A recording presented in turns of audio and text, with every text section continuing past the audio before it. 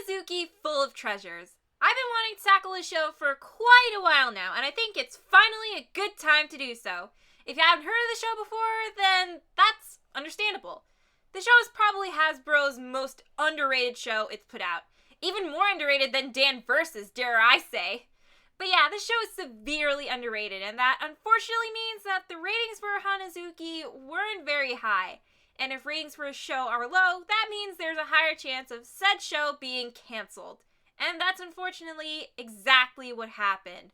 Which is honestly kind of a shame because this show is really good. It had great messages, it's about tackling emotions time and time again, and it's had some really interesting plot lines and lore that I feel deserve to be tied up. But that's a topic for another day. As for now, we're going to be taking a look at some of the characters of the show who are mostly great and very well written. I gotta say, my favorite characters in Hanazuki are usually the Moonflowers.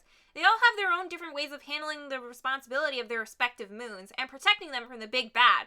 Their differing personalities lead them to handling their responsibilities very differently, and it's a cool contrast among characters.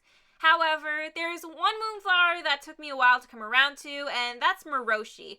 I didn't really hate him, I just thought he wasn't as good as the other Moonflowers. And at times I thought he was kind of annoying, honestly. At least before I started watching season 2, that is. Then comes along an episode which would sadly be the last episode of the series before it got cancelled due to low ratings. But at least it makes me see Moroshi in a different light. This is Feelin It. Spoiler warning if you're not caught up on Hanazuki Full of Treasures.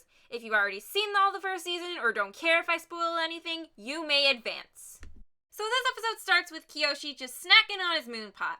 But he's not paying attention to where he's going, and he bumps into a table which causes Moroshi's moon rock to break. Moroshi comes back in, and he's honestly not too upset by it. Honestly, I kinda relate to Kiyoshi thinking something is a bigger deal than it actually is. But relatability aside, I really like the contrast of Moroshi and Kiyoshi and their characters. One who feels barely any emotion and just takes everything in stride, and one who's bursting with emotions and freaks out over the littlest things, whether it be in a good way or a bad way. Oh, free moon pop! Disgusting! Anyway, cut to outside where Hanazuki is showing the others the little flowers she collected, and then comes Little Dreamer to give each of them a treasure, which just so happens to be Moroshi's first treasure ever. But considering Moroshi doesn't really feel a lot of strong feelings, Hanazuki and especially Kiyoshi decide to help Moroshi feel something. I think it's really nice that Kiyoshi is so eager to help Moroshi grow his first treasure tree. Kiyoshi has his not-so-great history with growing treasure trees, which led him to be the way he is, and he doesn't want the same thing to happen to Moroshi. It's honestly kinda sweet. He tries scaring Moroshi, but that fails. Honestly, Kiyoshi, jump scares are the cheapest tactics to scare someone in the book. It's like tickling someone to make them laugh and calling it comedy gold. They try to set him up to be a hero, but that also backfires. What is a Moonflower to do? Well, I honestly expected Kiyozuki to take up more of a drill sergeant-like role, but okay. Also, damn, Moroshi must be one tough shell to break because this would so work on me. But anyway, Hanazuki and Kiyoshi are left feeling defeated because they've thought of everything they could, but nothing they tried worked. Maybe we should give up! You're right! What?! Hanazuki ultimately decides to take a more natural approach, and instead of trying to force an emotion onto Moroshi, try to bring some emotions out of him. So sometime later, Kiyoshi finds Moroshi looking surprisingly bummed out. The two of them then share their own experiences back on their own moons. We know a lot about Kiyoshi and his experiences, but I think this is the first real in-depth look that we get to what life was like back on Moroshi's moon. In short, it was pretty tame and peaceful. Too peaceful. To the point where nothing happened. And I say that because there was nothing for Moroshi to really feel on his moon. So when the big bad engulfed his moon, he didn't really have any means of defending himself or his moon, and he ultimately lost his moon.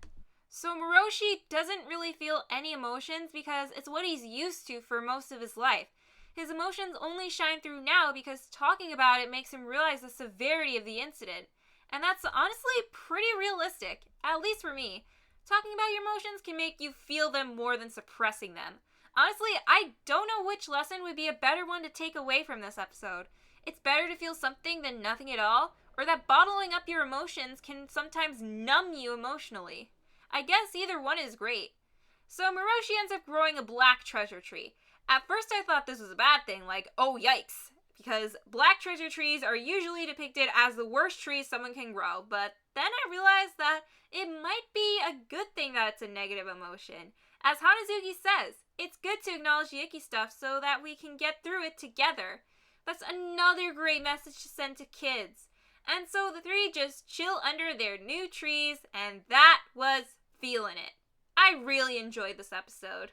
I love how this episode gave us some more insight into Miroshi's character, and even if it was only for one episode. Yeah, this episode is sadly the final episode of Hanazuki Full of Treasures. I definitely would have loved to see Miroshi have his own story arc like the other Moonflowers had, but I'm at least happy that I was able to come around to his character before the series hit cancellation. Who knows, maybe if we boost this show's ratings, we could get it back up and running. But until then, this is where we're leaving off, and it's somewhat satisfying. Although, that does get me thinking, if we could get this show back on the air, what could we expect? Oh, bright idea! But this video is long enough already, so see you guys in the next Hanazuki video. But first, just like I do with Final Space, I want to look at a show before it gets its new season. Let's just say, it's gonna be a hoot. That's all I wanted to say for now. See you, peeps!